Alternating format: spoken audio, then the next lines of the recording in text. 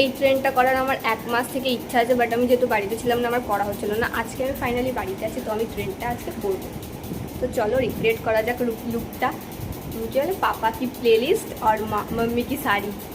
So দেখতে থাকো ভিডিওটা। এখন রেডি হব।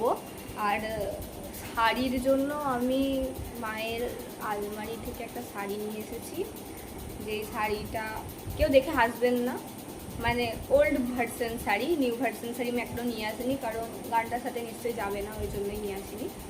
তো আমি পরবো আজকে, শাড়িটা পরে নিই, তারপর মেকআপ। ওকে, তো আমি জানি না আমাকে কেমন লাগছে, বাট আমার তো পছন্দ হচ্ছে না। এবার দেখি মেকআপ করে কেমন লাগে। শাড়ি তো পরা হয়ে গেছে, মেকআপও আমার ডান। তো এবার আমার পার্টগুলো শ্যুট করা হয়ে গেছে, ভিডিও আপলোড করে দিয়েছি প্রোফাইলে, গিয়ে দেখে নিও। টাটা।